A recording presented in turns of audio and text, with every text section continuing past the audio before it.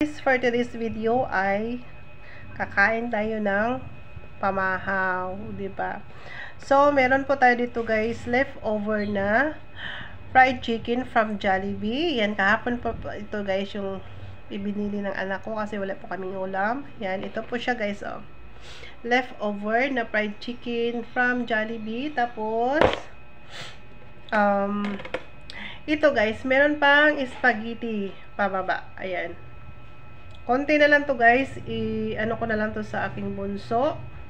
Tsaka ito lang yung iulam ko, yung fried chicken. So guys, let's eat. Ayan, kuha lang tayo guys na isang peraso na fried chicken. Ayan, itong ano lang guys, maliit. Kasi, ano, sa anak ko yung malaki, o diba? Pag may anak-anak guys, no? Sa kanila na yung basta. So guys, tara, let's eat. Ayan, ito po yung ano ko guys. Yan, leftover po yan guys na ulam ko for today's video. And then, meron pang konting sauce. Ito po yung uulamin ko. So, tara! So, before ta kumain guys, mag-pray muna tayo. Lord, thank you so much for the blessing for today. Thank you so much. Lahat Lord. Amen. Sa blessing, sa grasya. Yan, let's eat. Harap.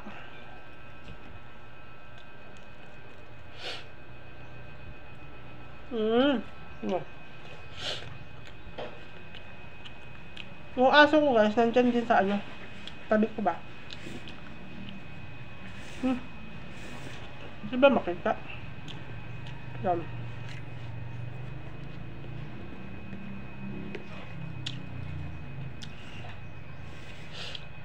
Ayan. Ang ano ko guys, ang rice ko guys, kasi nagutom ako. Kumuha ako guys ng ano, ng dalawang takal guys na baso. Kasi nakakain din ako guys minsan ng marami-rami ba, no?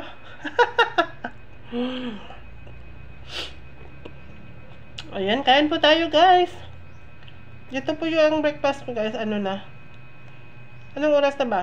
9 to 10 o'clock na guys. Medyo late na yung ano ko.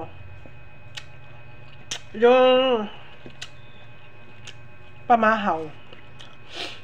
Ang hirap mag ano kasi guys ang hirap mag Tagalog, no? Di kasi natin maiwasan guys na mahalo yung Bisaya na ano guys, salita ba na yung lingwahe, no? Ayan yung ulam ko guys ha, tingnan nyo, leftover po ito, kahapon pa po ito guys. Jollibee, ang bida ang saya.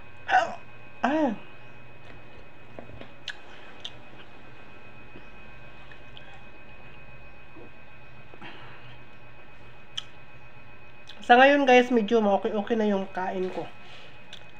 Kaysa una.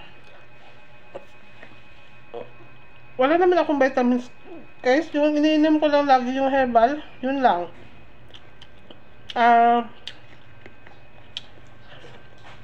Yung herbal na, kung napansin nyo guys, yung binablog ko dito, yung na-upload ko sa Reels, yun lang guys, sa isang linggo, 2 beses ako maglaga noon, doon. Yun. Yung parang ano lang ba, yung parang damo lang dyan sa tabi-tabi ng daan. Yun po. Tapos, ang dami ko pang ano guys, dami ko pang gamot. Hindi naubos guys. Hindi ko na kayang hindi ko na kayang hindi ko na kaya siya guys kasi masakit sa yung mga buto-buto ko pag uminom ako ng gamot, yung reseta ng doktor sa akin Dr. De Los Santos. Kaya sayang talaga guys. Akala ko kasi guys, kaya bumili ako ng ng pangmatagalan ba. Akala ko kasi matagal pa ako magaling. So walang imposible guys, kaya Papa Jesus, kung magdasal lang tayo lagi, pasalamat po tayo, ganun. Siya lang po ang nakakaalam sa ating buhay, no? Kung kailan tayo kukunin ni Lord. Siguro may plano pa ang si Lord sa akin guys, kaya ako binuhay. Hindi ko na kasi akalain guys na mabuhay pa ako. Imagine guys, almost 8 months or mag 1 year. Hindi ko na alam guys, yun na talaga. Akala ko, yun na, ganun. Ang dami kong daldal guys, no? So, ngayon, maglaway muna kayo dyan guys ha. Kasi nagugutom pa ako, no? Sarap. Yummy, yummy.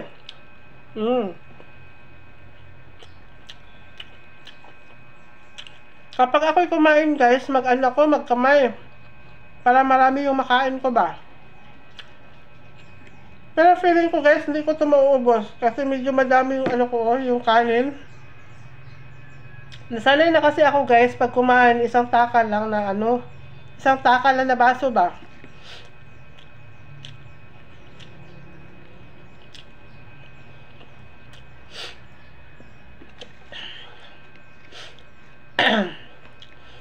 So, sa mga dalawang araw guys, medyo nakales po kami sa sa budget ng ulam dahil po sa may nag-sponsor, di ba? Di mo kalain guys, merong dumating na blessing, na grasya na hindi mo inaakala na dadating kahapon, o di ba? Special pa from Jollibee.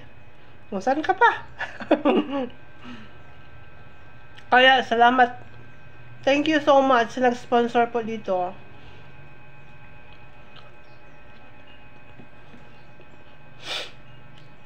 Naano ako tuloy guys na biglang gumaling ako guys. Alam mo ba, kahapon, kung napansin nyo guys, naglagay ako dito sa noo ko ng yung dahon sa atis. Kasi yan po yung madali-dali ko guys pag ako'y may, pag masama yung pakiramdam ko. Maglagay talaga ako dyan ng atis guys, dito sa noo ko, dito sa sentido, saka sa sa ilong ko. Kasi, may sipon po ako. Tapos, nawala guys yung lagnat ko. May chicken Jollibee lang pa yung gamot. Pero hindi. Uminom ako kahapon ng ng Newsep at saka Decilan 40. Tapos nakatulog ako. Pagising ko guys, ayun na. Nawala na yung sakit ng ulo ko. Yung sipon ko hindi na masyado tumutulo. Kasi kahapon guys, yung sipon ko ba, kung saan lang siyang tumutulo, parang parang gripo ba. Tapos masakit talaga yung yung ulo. Hindi ko maintindihan. Siguro yung naglalaba ako guys. Natapos kasi ako doon naglaba ko guys. Yung isang araw, 5 to 6 PM na. Kaya siguro, tapos nakalimutan ko yung lunch ko. Nag-lunch kasi ako doon guys, mga 2 PM na. Kasi kape ng kape lang ako guys. Ganyan ako guys, pag may ginagawa, uunahin ko yung gawa ko ba, bago ako kumain. Kaya yun siguro yung, yung sumakit ang ulo ko. Kaya advice ko dyan sa mga uunahin ang trabaho, kain muna bago magtrabaho, ganun. Huwag kayong gumaya sa akin na unahin ko muna yung trabaho bago kumain. Ayan tuloy, sumakit yung ulo.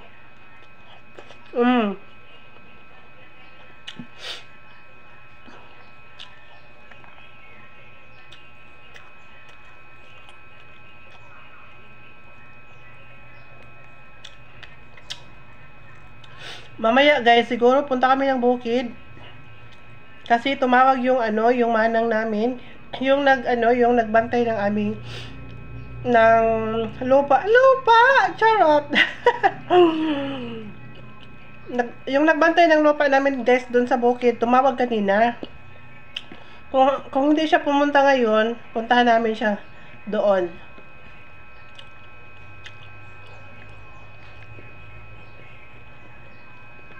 Kasi sabi niya guys, ibinta yung baka namin ba. 'Di ba? Pag may baka ka guys, tapos ipataman mo sa iba, 'di ba? May sila, may ang tawag ba diyan? May bahin ba? Ang hirap ng Tagalog guys, no? Sagol Bisaya. Pag bisda ka talaga guys, di mo talaga maiwasan yung mahalo yung Bisaya na na salita, na lingwahe, no? Kaya, pasensya na, kayo na umintindi sa akin dahil pure bisdak talaga ako. Proud mas batin nyo.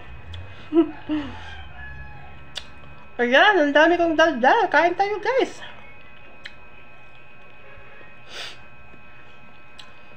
Kakadaldal ko guys, medyo malapit na maubos. Sabi ko kanina hindi ko talaga maubos, pero konti na lang yung ano ko guys, yung kanin. Saka yung ano ko, yung ulam ko, ang laki pa, ang dami pa.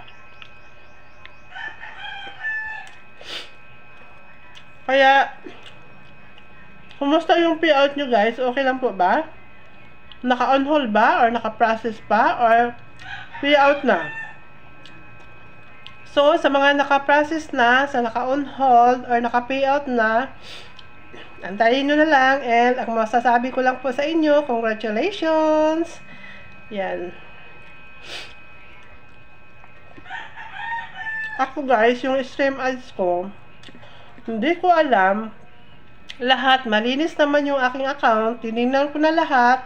Lahat guys, tinignan ko na. Wala akong violation. Hindi ko alam, glitch lang ba ito ni Mameta or what. So, noon guys, nagtampo talaga ako guys kay Mameta. Kasi, akala ko ako lang nagkaganito. Ang dami pala namin guys. Pero yung iba, bakit mayroon guys? Kami lang naman nawala.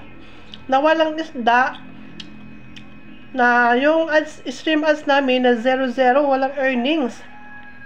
No, di ba? Ang hirap kaya guys, mag-edit, mag-upload, no? Edit mo pa yan. Butoy kung dire-diretsuhin mo na lang upload, hindi mo na yan i-edit. Walang manonood, di ba? Kailangan pagandahin mo para engaging content, sabi nga nila, no? Para may manood, okay? Pero alam nyo guys, ang masasabi ko lang, tulong-tulong lang po tayo dito sa pagiging content creator natin. Ang ko lang guys ba, yung mga malalaki ng bahay guys. Bakit kaya guys, no? Ako nakailang pumunta na ako sa malalaking bahay. PM ng PM ako guys, kasi guys, nanghingi ako ng tulong ba about sa aking stream ads, sa aking long form video. Walang sumagot guys. Merong sumagot isa guys, si Ma'am Merly Joy. Ayan, shoutout po kay Ma'am Merly Joy. Thank you so much. Lagi siyang guys, sumasagot sa akin kapag ako ay magtatanong sa kanya. Ang bait talaga ni Ma'am Merly guys. Pakiyakap po kay Ma'am Merly Joy Doski ba yun? Ayan. Ma'am Merly Joy, thank you so much always. Ayan, kain.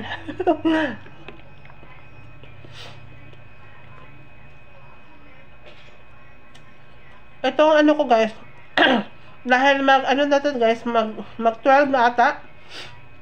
Na to, bracket na to guys.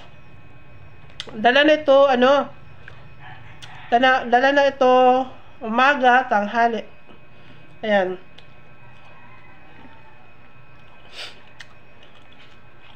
Tingnan nyo guys, konti na lang yung kanin ko, di ba? Sa kakadaldal ko, naubos ko na. Sabi kanina, hindi ko maubos, pero malapit nang maubos.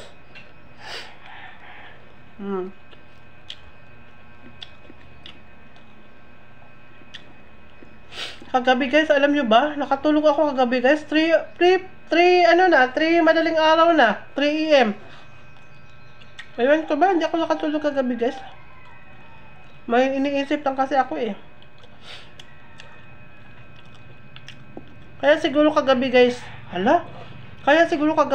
na matagal ako nakatulog kasi yung aso namin guys, nawala na siya. Siguro yun nga. Tapos yung anak ko guys, na panganay, kagabi sabi niya, Mama, nagtrabaho ako kahapon, kanina. Lang daw dyan guys, nakatamlay lang daw siya. Kumbaga sa Bisaya guys, naghinuktok. Siguro yun na yun yung ni Yogurt, yung aso namin. Kaninang umaga, pag tingin namin sa kanya, wala na siya guys. Ang bait pa naman ng alaga namin yung aso na si Yogurt. Tapos yung kasamahan niya dito guys. Ayan. Malo. Parang din.